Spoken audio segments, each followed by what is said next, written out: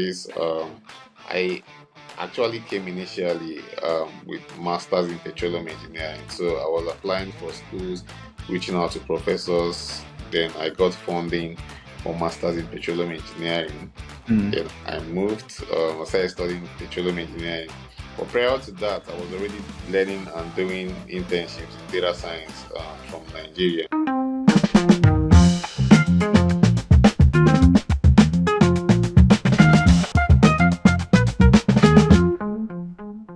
Welcome, everybody, to another edition of Beyond Borders. Today, I have with me someone I call Uncle Clayton.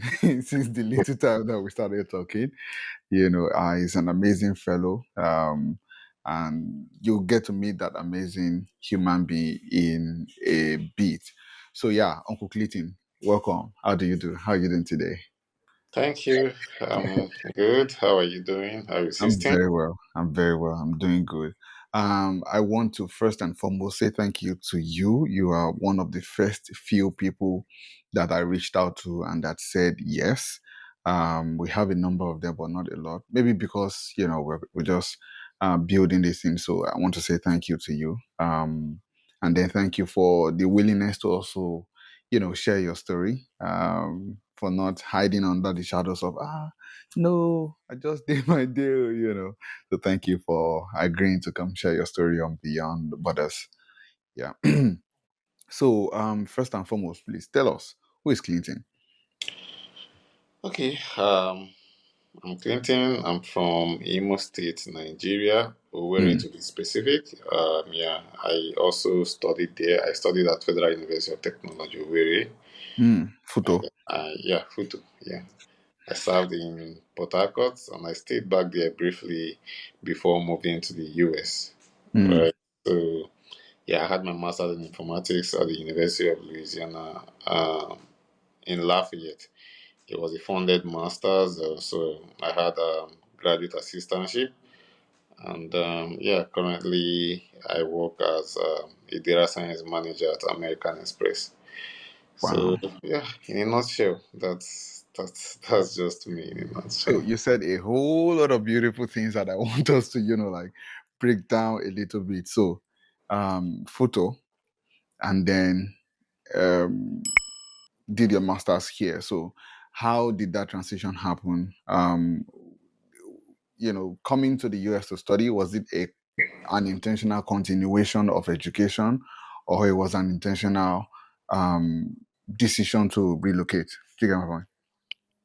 Okay, I didn't mention that I studied petroleum engineering in my bachelor's, Mhm. right? So yeah, after my bachelor's and after my service, I've always had it in my plans to come study in the US. So Oh, it's okay. been there. Yeah, maybe I would have done it in my bachelor's, but I didn't have the finance or maybe enough information Mhm.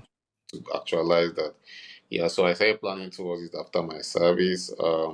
I actually came initially with masters in petroleum engineering. So I was applying for schools, reaching out to professors. Then I got funding for masters in petroleum engineering. Mhm. Then I moved. I started studying petroleum engineering. But prior to that, I was already learning and doing internships in data science from Nigeria, like Mhm. online learning and online internship. I was learning from Coursera. So I've developed a lot of interest in data science because I've Mhm. already completed this IBM data science Course certification on course in Coursera, Coursera. yeah. So my plan on getting to the US was to find my way to get into data science and leave engineering. So yeah, on getting here after one semester, I applied for another Mm, master's in informatics, data science concentration. So yeah, I got it, and I was able to also get graduate assistantship in school that mm, funded my study. mm. Like So that's so great. So you were doing petroleum engineering in school, but you knew you were not going to should I say practice that? You were already uh, I wouldn't really say that. When I was doing petroleum engineering in my bachelor's, of course, it was my dream to work in the oil industry, right? I mm, work with any of the big E&P, maybe ExxonMobil. I actually interned at ExxonMobil, right? Mm. So, yeah, I wanted to work there or Total. Total was in my mind. But then after school, of course, I had to like weigh my options, look at the feasibility of this happening within a short time. So I didn't see that coming through. I made some job applications, right? But then it was difficult to even get an interview. I had a few. I even got a job. Yeah, I got one job, but it was in one. It was like petroleum depot. So the funny thing was that okay, the job was supposed to be 100,000 naira.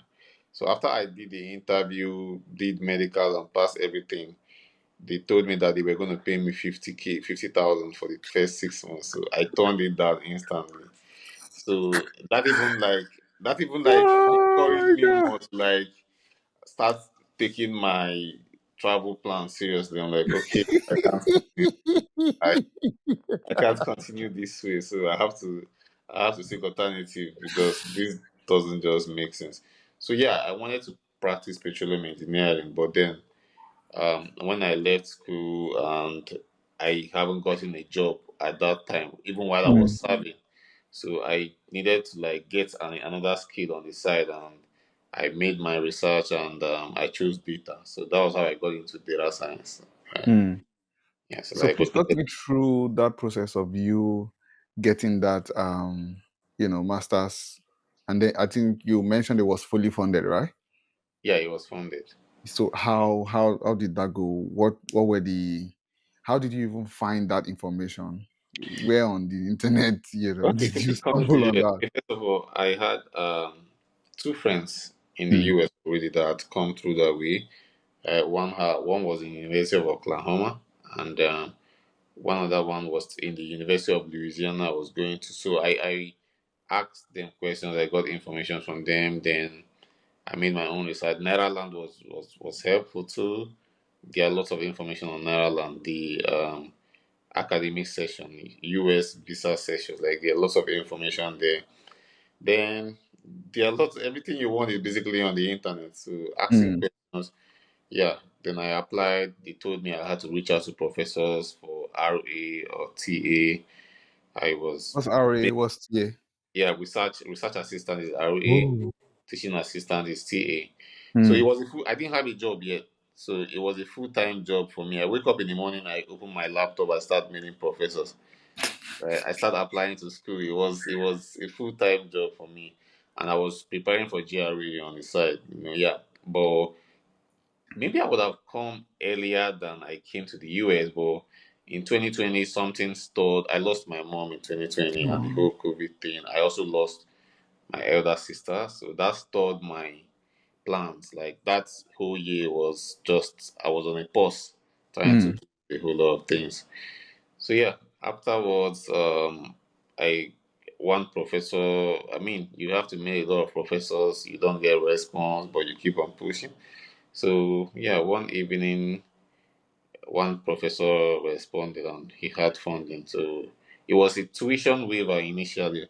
He gave me a tuition waiver. So I'm like, okay, this covers my tuition. No, and when I get to the state, I'll figure out every other thing. So I Mm. went for an interview. I was approved. Then my second funding to informatics, my school, they had like campus jobs that comes with tuition waiver and monthly stipend. So while in petroleum, I was applying for this another funding because I know I wanted to leave.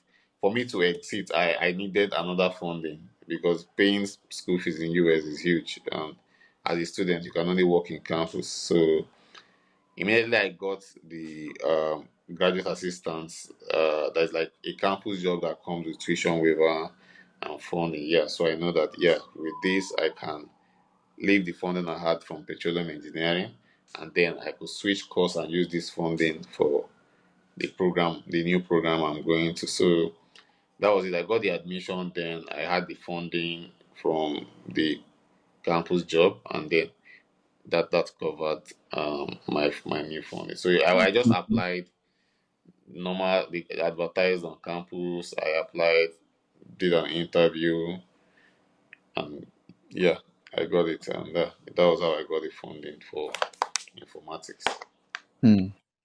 So, so the process of reaching out to the professors, That was so that they can take you as an assistant, right?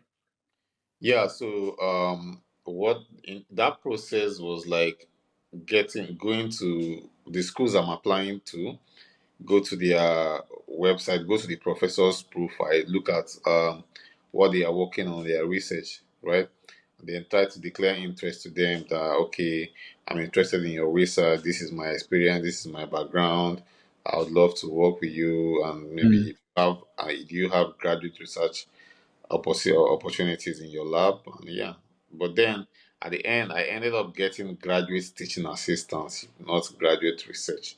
So mm, research is like working with the professor that got a grant on his research, and graduate teaching assistant is like maybe helping out professors in like grading, preparing lecture materials, and all that. Then yeah, with that they pay your school fees, and in most cases too, it comes with monthly stipend too to cover your living expense. So yeah, I ended up getting graduate teaching assistant. Yeah, mm. not graduate research assistant. Research assistant. Mm. Well, great. So, all the process, so that brought you into the US, and Yeah. then it was afterwards that you now decided to do the informatics masters. Yeah, so before I got into the US, like I said, I was already learning data science, right? I already completed the data science certification course on Coursera, Hmm. right?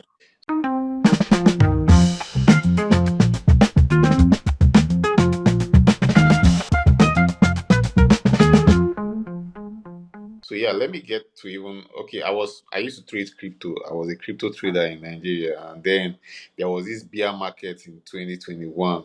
It was massive. I lost a lot of money. Touch So everybody. after that bear market, I'm like, okay, I needed an alternative because this Mm, thing should be like a form of investment. That would be better, not full time hustle. Because the market go down and you're broke. It booms mm, and you pay you're rich. So yeah, I that was when I took that data science course serious. So I was really learning. I'm like, okay, maybe I could get a job on this.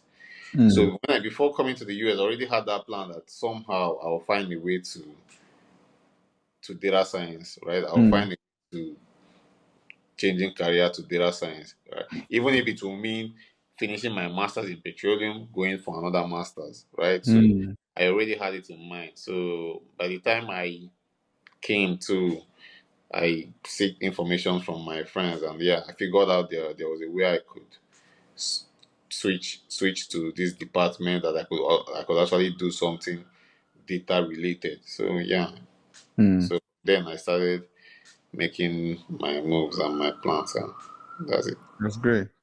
So now you're done with data, and then you're working as a data scientist with Amex now.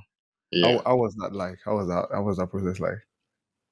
it wasn't easy. First, first of all, I started informatics, right, and then it was summer was coming. I needed to search for internship, and I was like I started the internship search on time. Like I'm someone that whenever I want to do something, I want to get all the information that I could. So Mm, very early, I started reaching out to people that has intern on LinkedIn and like, okay, how did you get this? What did you do? What? So I started on time. I started making applications on time.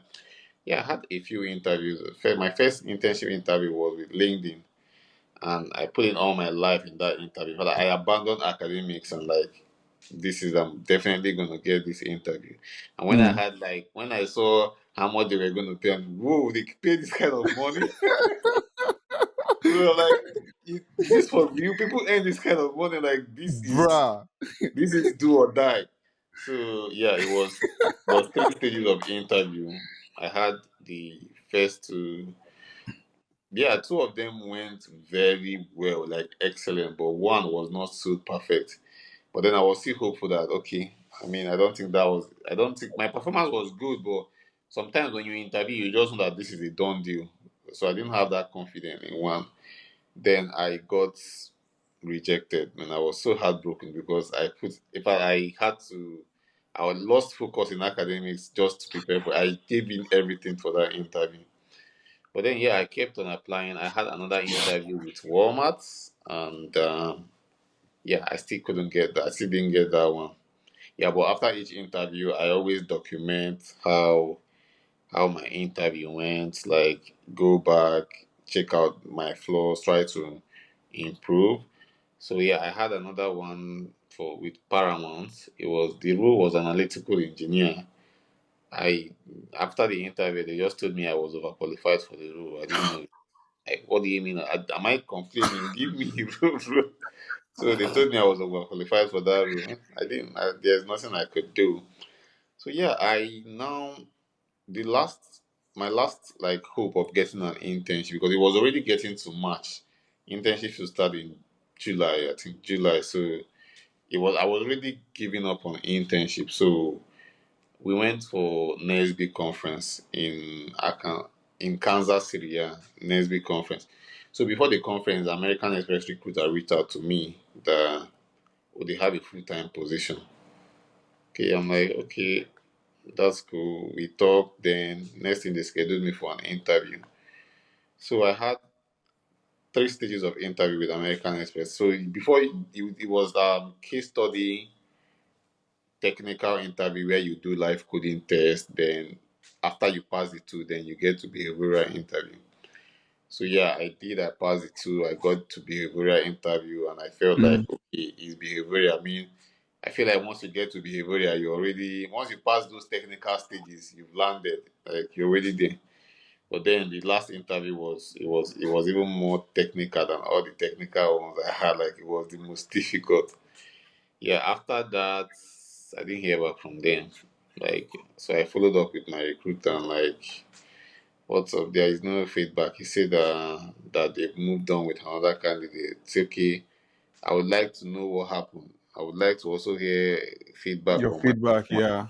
yeah, he said the company policy that they can't tell me anything. I was so heartbroken. Like Okay. I was really heartbroken. Okay, because I was thinking, okay, internship didn't come.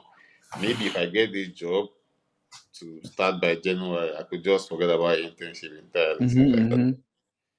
but then there was no internship, there was no job. Okay. That was the story. So that summer, I took up like I met one professor and I started working in a lab, in a research Mm. lab.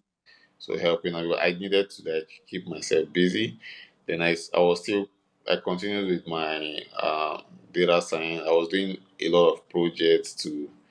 I wanted to have like an idea of basically everything that could come in data science, all the algorithms, all the types, all the anything you could do. So I was doing different types of projects. So I will have a very diverse portfolio, right? So Mm. I Yeah. had my portfolio on GitHub. So I was uploading, and yeah, the summer too, the project the professor was working on was a data science project too, a bit complex. So I was doing it, and I started applying for full time job.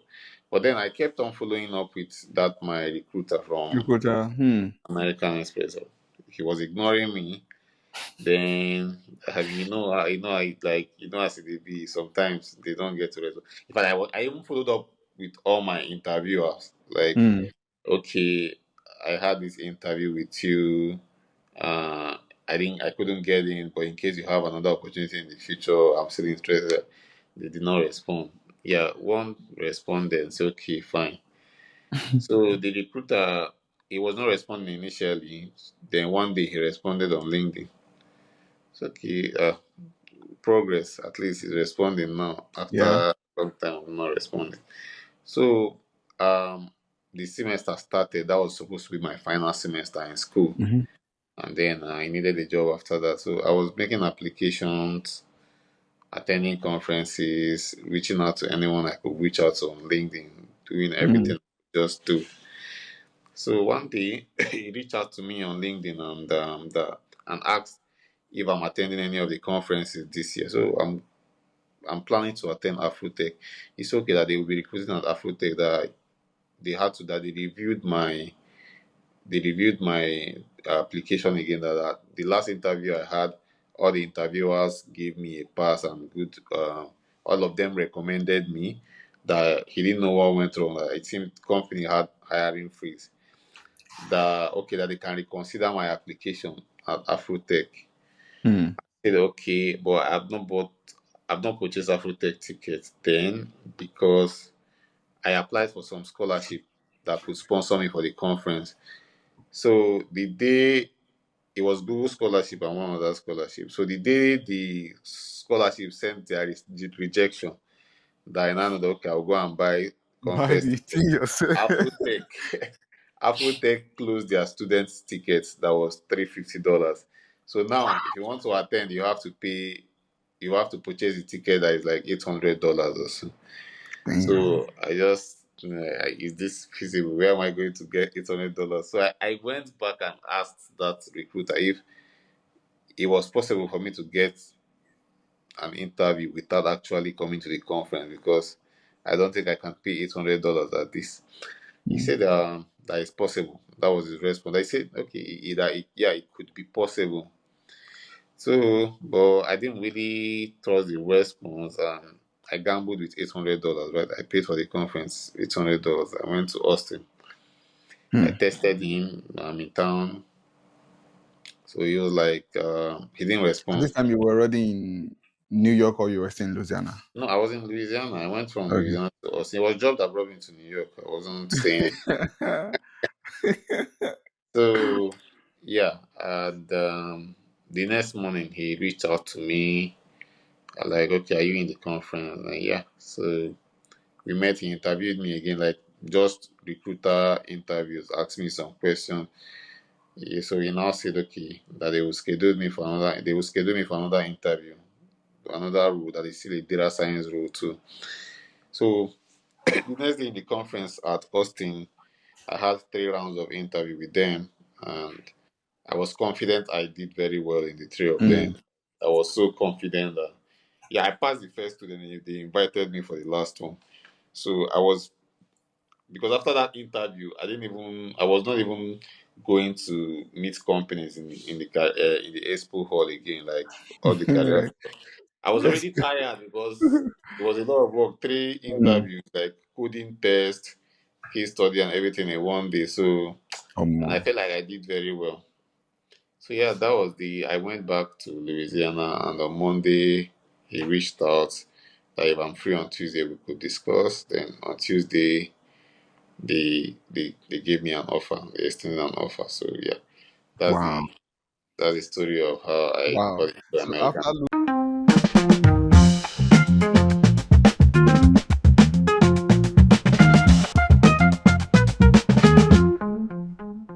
losing money with Bitcoin in Nigeria, you still go and use $800 to go to bet on your career, you Yeah, know. yeah, it was. Yeah, I felt like because I was graduating and I already applied for graduation. It was 1 month to my grad, and I had to get a job. Hmm. I had to get a job, so I was doing everything. I was doing. I even attended one other conference in California, SWE. Yeah, but nothing came out from that one. So I know it was costing me money, and I didn't have that much money then. But I felt that okay, maybe you never can tell, right? You never can tell where your luck will shine. And I was already and as I'm doing these things while I'm making applications and reaching out to people. At every time, even while not getting interviews, Hmm. I was always preparing like I had interview. I was always taking mock interviews with my friends. Hmm. Like I was always preparing like I had interview next week. So my plan was that whenever one comes, I didn't want to miss it. So Hmm. whenever one come, I'll be able to take that opportunity. So yeah, and when it Hmm. came, I was prepared for it. I took it. Hmm. That's really, really good. I like that because personally, also, I also work in the tech industry, right? That is a very good point that you made. Like preparing as though you have an interview, even though there's nothing on the horizon. That is Yeah. that is an arc right there. So I want to ask a question that you might have to think about before you answer, right? I ask my friends this question every now and then. What is that thing that you have achieved, that like personally you have achieved in your life that you're really proud of, but you do not get enough credit for right now? Okay. For me, I'm not someone that really care much about credit. Though. I'm just about, I'm just about satisfying myself. Right? I'm just about improving myself. I'm just about doing this thing and knowing that yes, I planned this. This was my plan. Yeah, and I've achieved it. So whether if someone decides to give me credit or not, that's not my problem. It's Mm, entirely not my problem. So yeah, so I've not paid much attention to that, but yeah, talking about something that I've achieved that yeah, I feel like I'm really proud of. Yeah, when I look at my career transition and growth, it seemed like it was fast. Yeah, people, and I wouldn't just say it happened because I'm so exceptional. No, there are people also doing putting in a lot of work, but then mm, it's not really coming so fast. Yeah, I would say luck played its own part, being prepared to played its own part, and yeah, the work I put into played its own part. So yeah, a little bit of luck.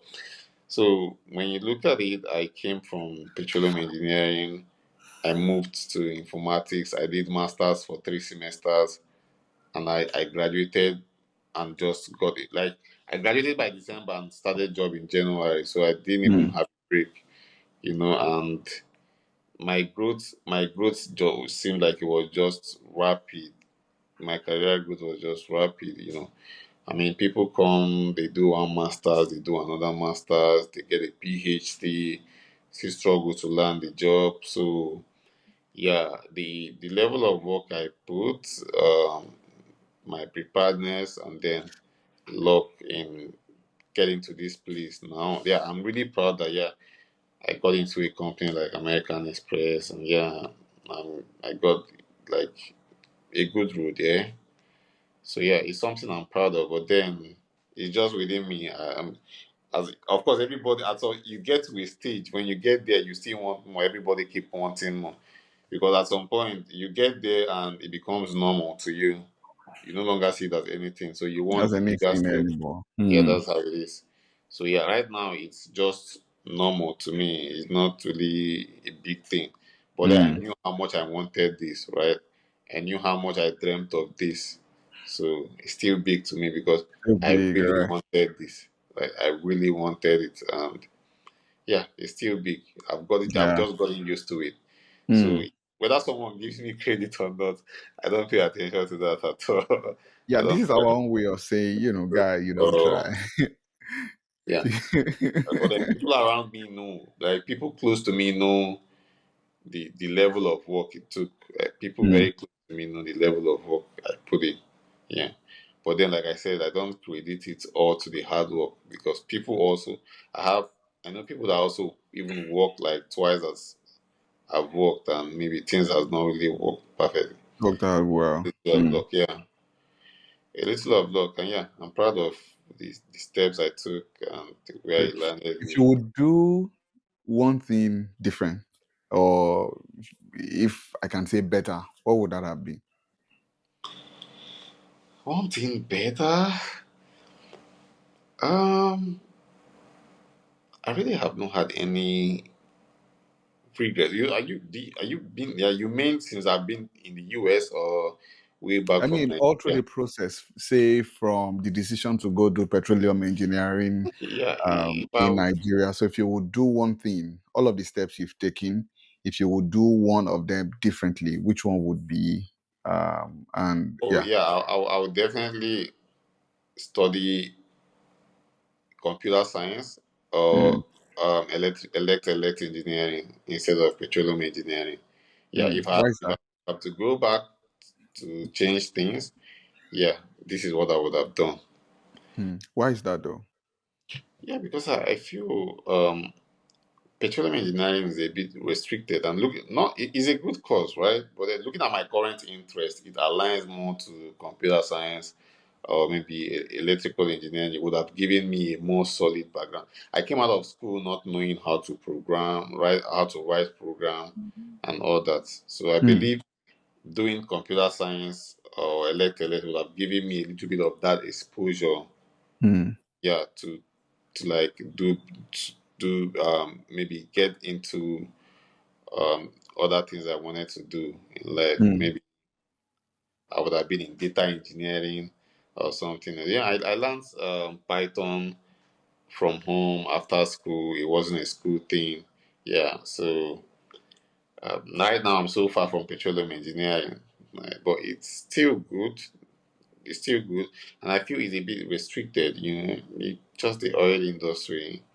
I mean, when I'm trying to compare, I would say when you're in elect or computer science, you like especially elect, you have a few other options. Where in elect you can be in software dev, you can be in hardware. Mm, There are just a lot of options you can go to, and when you look at where the world is headed to now, you would yeah say that might be a better choice. But you never can tell. It's about opportunity. People see goods for petroleum come out, get the big opportunity, mm, and it works for them. So that's one decision I would have made differently if mm, I'm to go back here.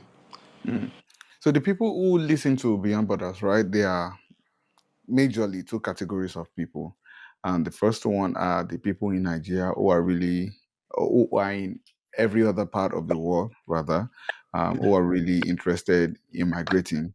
And then the people who are already in the US, who would like to just gain insights from people who are doing what they are doing and then learn how to then do better in their endeavors.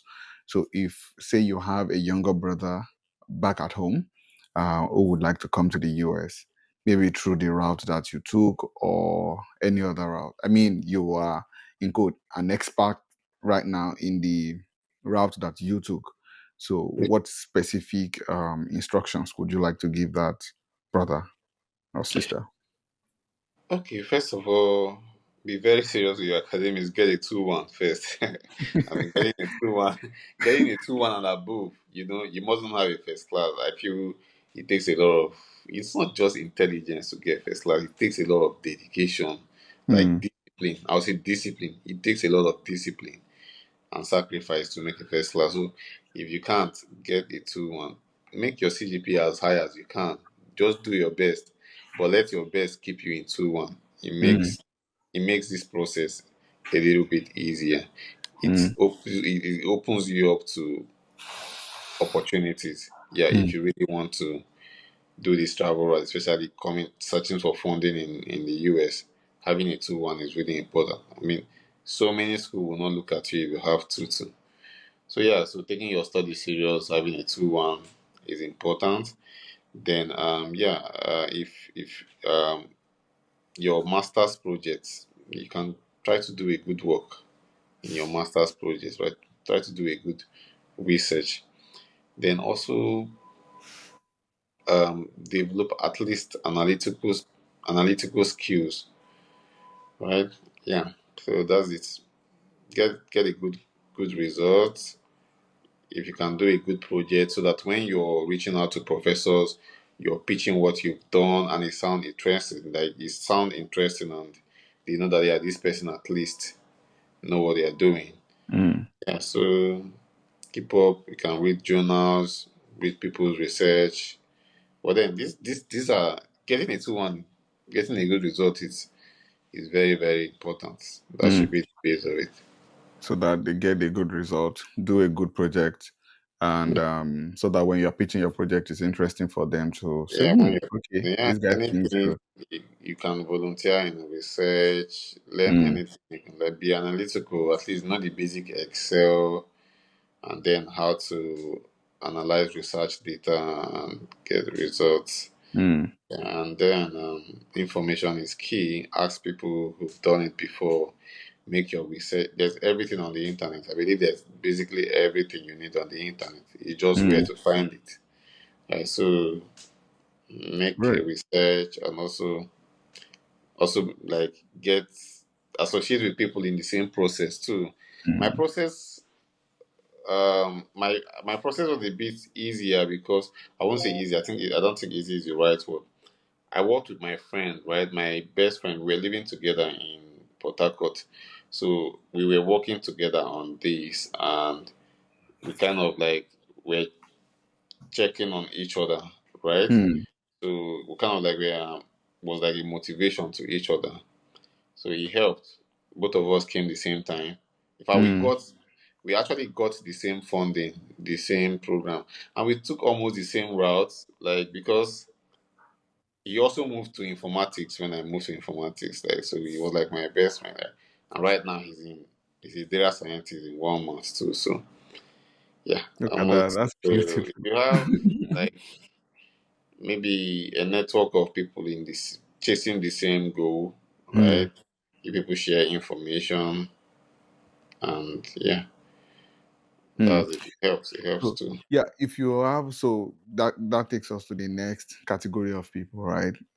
Or people who are already in the US. You know, you mentioned earlier the other time about some people who have done um, two masters, even gone ahead to do a PhD degree, but then still haven't found that footing in the US. That would probably properly establish them. What would you like to, in a way, should I say, advise or suggest or exhort these people to say, why not consider this? What would that be? Everybody have their story. That's one thing. Everybody's story is different, right? People go through this way, people go through another way. So you just have to create your own story. Some people they need to get a master's, get in, get a good job. Some people finish PhD, get the big offer. So I mean a whole lot of different ways to. So there is no like one one way to do this thing.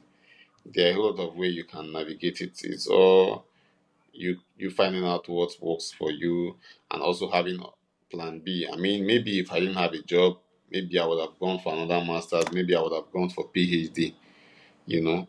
Sometimes it's circumstances and it's circumstances beyond your control, Control, yeah. right? When you don't have it, when you didn't get a job, it's not in you've done your best, right? The Mm. job market is hard right now. That's true.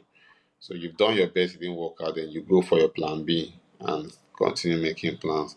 So I cannot really say anything I think would work perfectly. No, there is no perfect way around it. You just need to follow your own story. Mm. Follow your own story. That's it. So I That's believe great. anyone that is here is already on the path. Either you're doing masters or you're doing Oh, you're doing PhD. PhD. Okay, so you're already on the path. Mm. It's just things working out maybe whenever they work out. Thank you. Thank you so much. And really, that brings us to the end of the conversation. Thank you so much for your time. Thank you for sharing your insights. Thank you for sharing your story. And I want to also say to you that all of us from Nigeria, all of us from the US that are like immigrants, we want to say we are proud of your journey. We are proud of all the things you are doing for yourself. And we are proud of the things you are also doing for people back at home who are trying to come and people here. I know you mentioned your Medium article. I'll get the link from you, that detailed the things that you did. I'll get the link, I'll put it in the caption, and then maybe also put your LinkedIn um, account also so that people can, check you out and follow you and follow the story even as you progress into further, heights. I know there is hunger and ambition for more, and I pray Uh, God makes all these plans come to pass in Jesus' name. All right. Amen. Amen. Thank All you right. so much Thank for you. coming. Thank Thank you for your you. support. Thank you for everything. Thank you. Yeah. All right. Thank you. Yeah. Have a good Have night. a very wonderful rest of your evening.